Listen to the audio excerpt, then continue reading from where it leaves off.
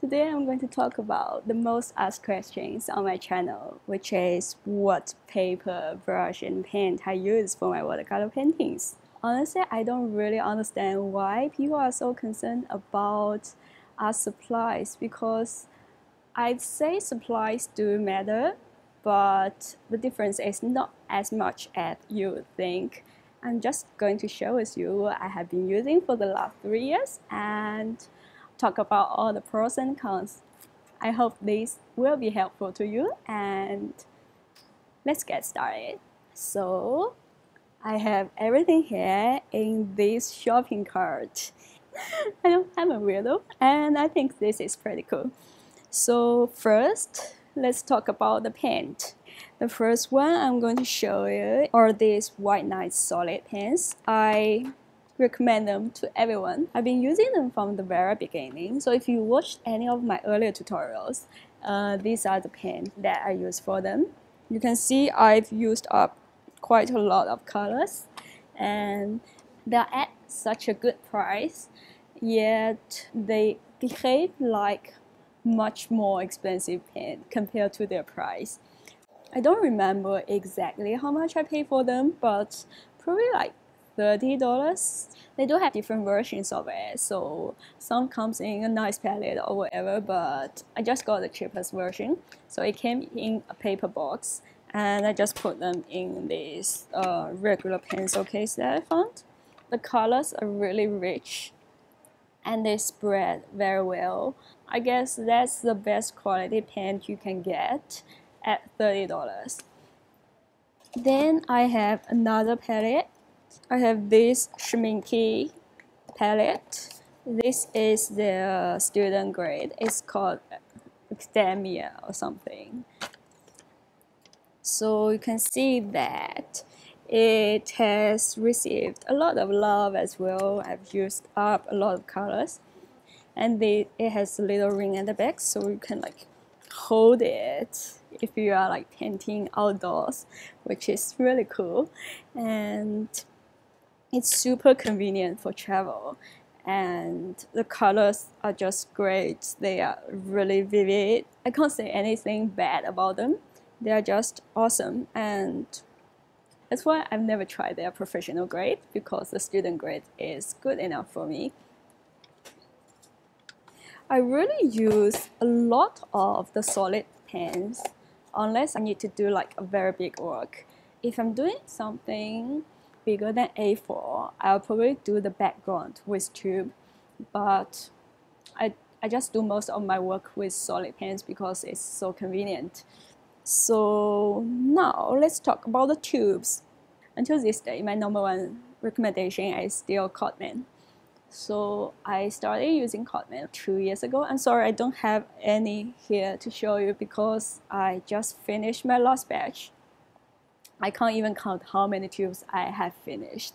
Maybe 50 or so. I'll see whether I can find a picture of all my empty tubes. That's gonna be cool.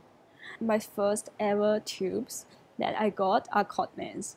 The price is good and it's very easy to get. I think Cotman is the student grade of Winsor & Newton. I've never used Winsor & Newton as well because they're just so expensive, and I don't know. I don't really see a need for them, except that I want them. Everyone wants the fancy supplies, but I don't really think I need them, so I've never tried them either.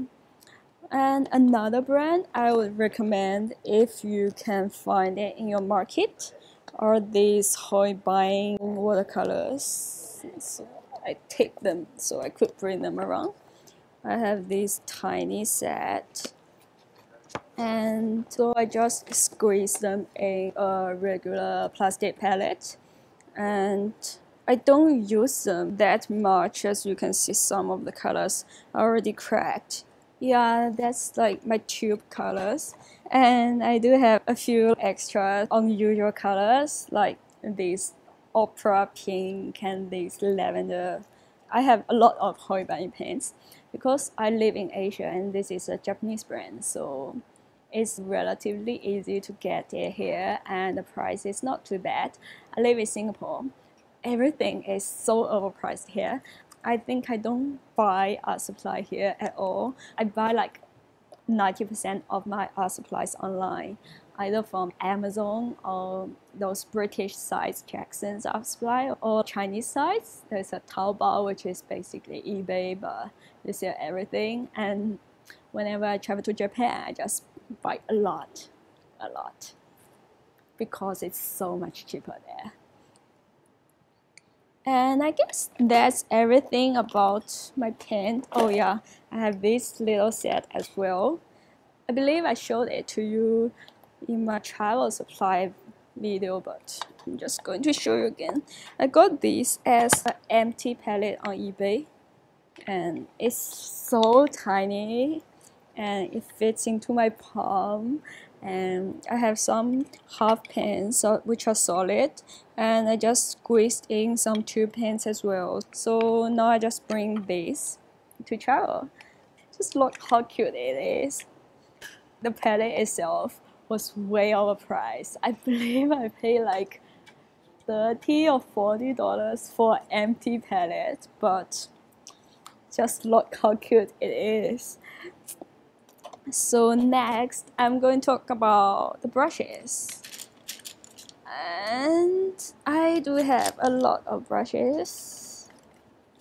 So yeah, I believe these are all my brushes. Oops, just dropped one.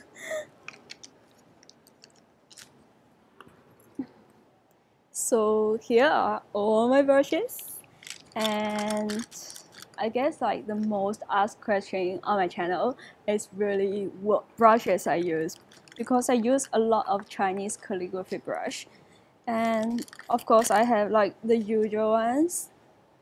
I don't even really know how you call these guys. Like mine are from a Korean brand called Hua Hong. I tried to find a link for you. This Korean brand, they make like relatively good brushes at a lower price than all those than basically any brand you've heard of. So I just use them for like wetting the paper or painting like a wash for the background. So I don't use them for like any details or stuff. So yeah, these are good. And what I use most are Chinese calligraphy brushes. So I guess you've seen a lot of these. I guess they are supposed to be used for calligraphy, but like people use them for Chinese painting as well, so I'm not really sure. So the reason I use them is that they are really cheap. This is probably my most used brush, like in all my videos. Maybe 60% of my video I just use this one brush. So the reason I like them is that first, they are made of real sable, which is good, so they can absorb a lot of water. And also, like the main reason why I choose them rather than like a proper watercolor brush is that because they are cheap. They are really cheap. So they cost about like $2 to $5 depending on the brand, but it doesn't really have a brand on them. I just like pick up random ones. Now I'm looking at them, they do have like brands, but I just kind of just pick up random ones. I mean, like for $5, you don't really care about the brand. So yeah, these are really good and they last a long time. Like it just never gone bad. Now I'm thinking about it, because I've been using this same brush like since I started YouTube. I remember like my first video, it was like a Starry Night video, and I used this one, and until this day I still use it. So that's like the best $5 you can spend. So then I do have some like flat tips. I can't really say what I use them for. I'm sure I use them for something, but if you need a flat brush, I have this one which is synthetic. So for synthetic brush, it doesn't hold as much water as the sable ones, but it holds its shape much better. it will, like, when it gets wet, it has like sharper edge than the silver one, which is good if you are painting like, oh yeah, I remember what I used it for. I used it for that lake reflection painting on YouTube, but I guess like my love kind of just died on them. I don't use them anymore, but just to show you guys.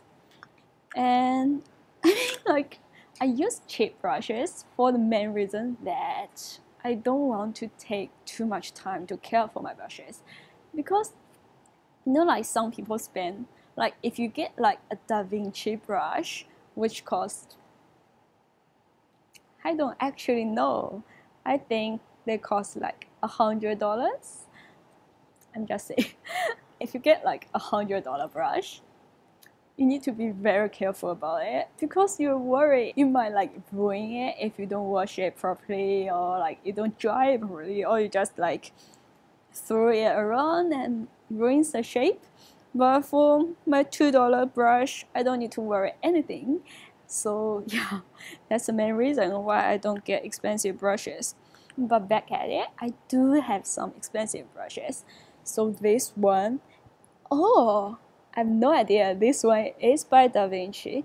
I got it at this shop called Poggi in Rome. So it was more like a souvenir to me. So I guess it's their collaboration. It cost me 25 euros, I believe. I really like it. I can't even tell whether it's sable or synthetic. I think it's like a blend of both, but it's really nice. And this is my most expensive brush of all. This is a Japanese brush by Yuko Nagayama. I hope I'm pronouncing it correctly. It was a gift from my good friend, so yeah, it's more like a souvenir to me as well. And of course, I have some brushes for traveling. This like tiny synthetic brush, and this water brush, so I can paint on like the plane or the train. So yeah, I guess that's everything about brushes. And now let's talk about paper. I say, like, in my opinion, paper is the element that makes the most difference. So like if you have a limited budget, I'll definitely suggest that you get the best paper you can afford and try it first. You know, like when I first started watercolor, I kind of just came across this video on YouTube and I really wanted to try it. I had no art background whatsoever. I just wanted to try it because it looked so cool. So I went to the art store. I got this $3 sketchbook, and I came back home and tried to follow the tutorial, and it just ended up a disaster, like a total disaster, because the, the paper gets soaked the moment you wet it, and like when you put down the paint, it doesn't actually bleed, it just like gets absorbed into the paper, and it just doesn't work. Although I think you can definitely start on cheap brush and cheap paint, you do have to get some proper watercolor paper. I mean, luckily there are some cheap ones on the market. So yeah, if you have a limited budget, try to spend most of it on paper, because the paper really makes a big difference. So I'm going to talk about the papers I use most. First, and the cheapest, are these China-made watercolor papers. They are surprisingly 100% cotton. It comes in all sizes, I guess, but I've never got a big one, but they're actually pretty good. So it's by this brand called Bao Hong. It's 300 GSM, which is 140 pounds, and it's 100% cotton. And it's one of those like watercolor blocks. Yeah, a lot of people ask me, how come my paper can stay flat while I paint it? That's because I mostly use watercolor blocks, which means it has glues on the sides. so it holds the paper down. If you wet your paper with a lot of water, it will still like buckle a bit, but once it's dry, it will become flat because the glue at the sides will help to hold it. And I really like these ones because they are really cheap, and I can't remember the exact prices I paid for them because I bought a lot from China maybe a year ago. They are like one of the cheapest paper I use, and the quality is actually quite good. It's 100% cotton. You can see that the colors actually blend quite well on them. So yeah, definitely recommend this if you can find them on your market. I know they are probably a bit difficult to find, but if you can get one to try out, I definitely recommend because they are really cheap. And the other paper I used a lot are these. It is by, I think it's a French brand. It's called Clairefontaine. I hope I'm pronouncing it correctly. So this is a huge watercolor block. It has 100 pages. It is also 140 pounds and cold press. I've never used hot press paper because the hot press, it has a much smoother finish. So that's suitable for more detailed works. And I do like mostly landscape, and I like the rough paper, and it gives a texture when you lay a dry brush. So yeah, and as you can see, this is a very huge block. It comes in 100 pages, and it has glues on the side as well, so you don't need to stretch your paper before you paint anything. This is actually my second block. I finished a whole block. So proud of myself. This paper has no cotton in it at all. I don't know like how they call it. When you buy paper, you will see on the cover, it will say like how much cotton it has. Some is a blend, so it has like 25% of cotton or like 50%, but some has like no cotton in it. Generally speaking, the more cotton it has in the paper will be more expensive. But it doesn't mean these without cotton ones are bad. They just behave differently. I actually quite love them because in fact the colors will show up better on this paper. When you use salt or spray water, you know, like when you drop water into layer that's not dried, it will spray and form those beautiful edges. It will show up more on this paper as well. If you use the same pen on different papers, it will show up more on this paper as well.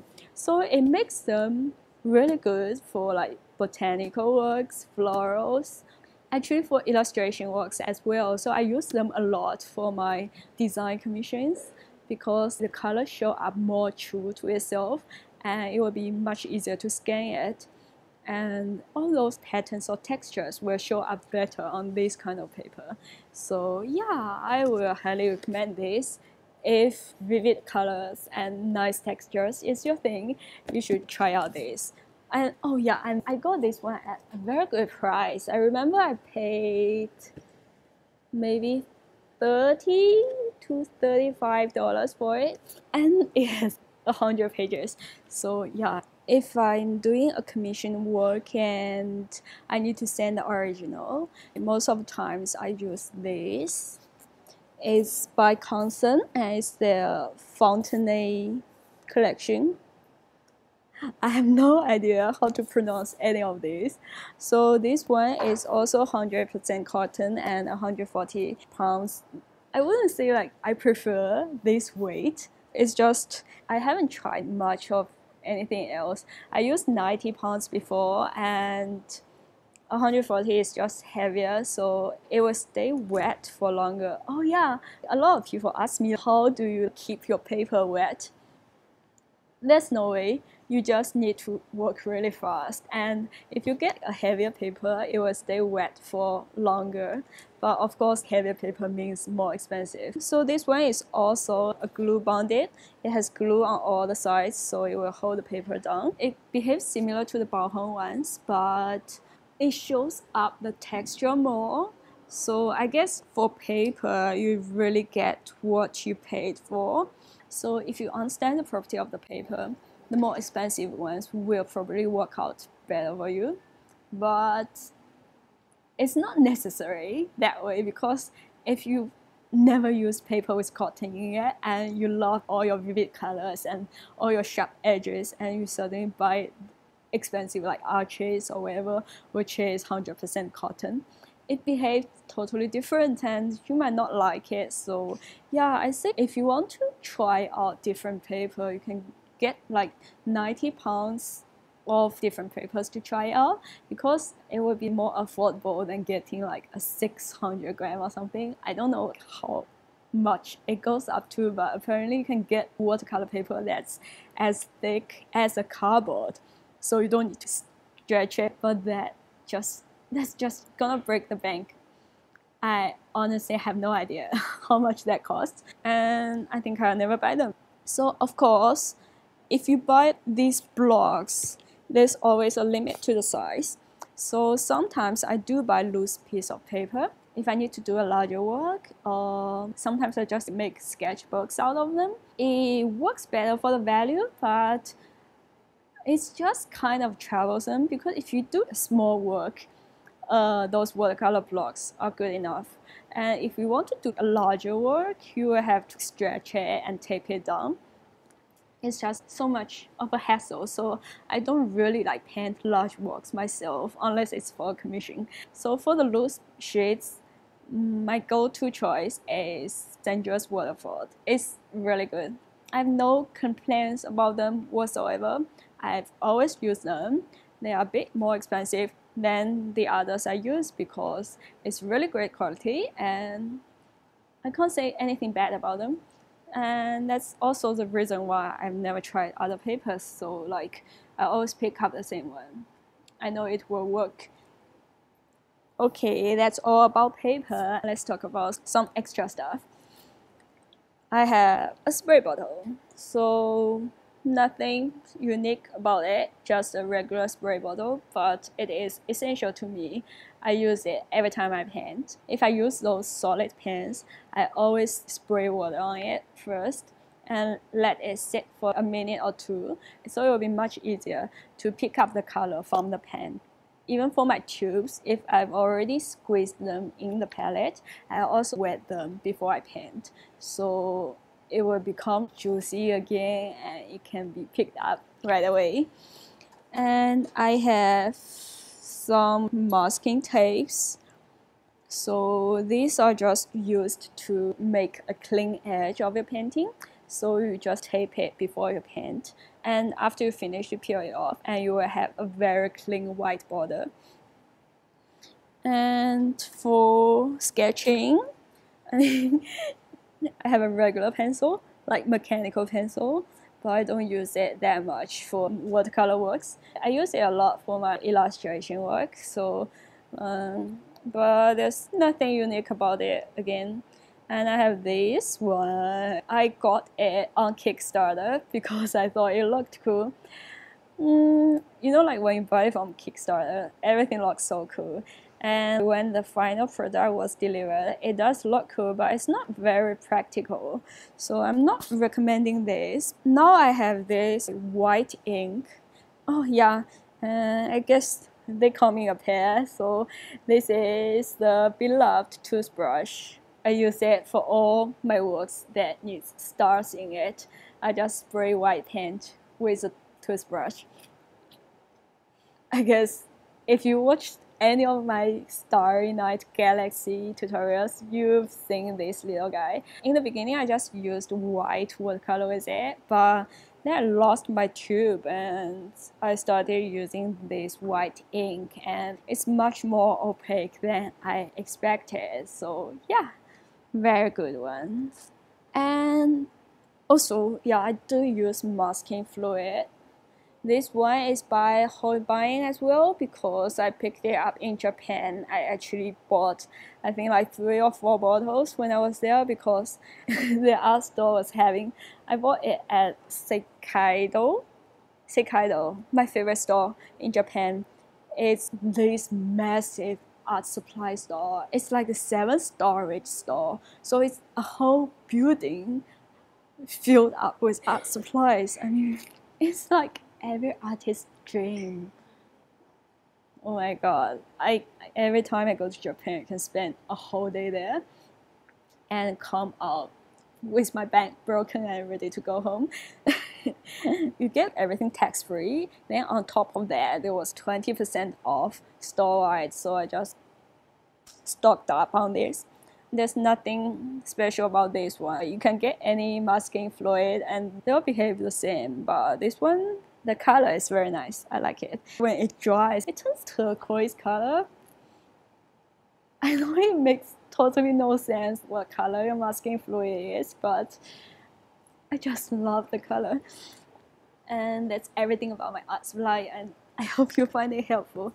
I try to find the links for everything and put it down below, but some might not be available. But there's no need to follow a certain artist and get the supplies that they use, especially if you are just a beginner and you want to try it out. Just get whatever you can get at your local store or like your local online market, and buy whatever you can afford. The important thing is just to get started. You can create art with basically anything. I'm sure there's no supply too cheap for good art. You just need to get used to it, like really know your supply and know all the different properties of different pens, paper, and brush, and try to make it work for you.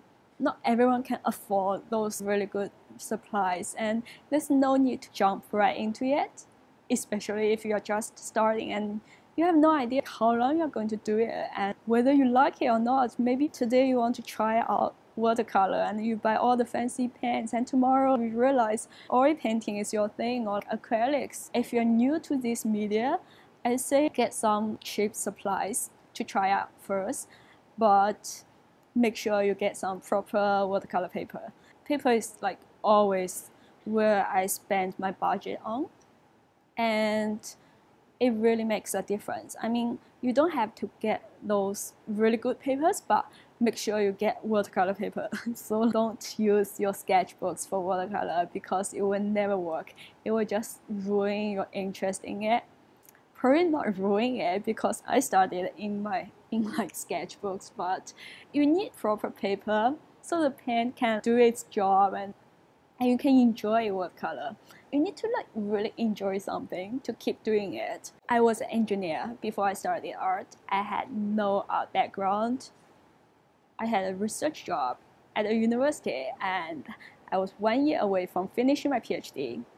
You would consider that's a perfect life, but I just didn't enjoy it. So I took a very big leap and started painting watercolor.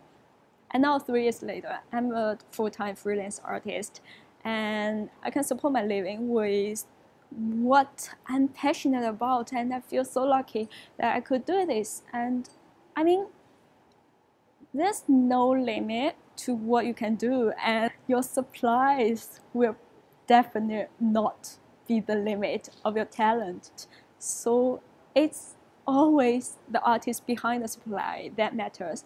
If you're just starting out, just start it. Just create art and enjoy it. I hope this video is helpful to you, and please do let me know what kind of videos you want to see next. There's so much in my life that's art related and I want to share with you guys, but I'm just always confused what I should put up here. So if you have any ideas and anything you'd like to suggest, please leave me a comment, and if you like this video, please subscribe and give me a thumbs up. I hope you liked today's video. Thanks for watching. Bye bye.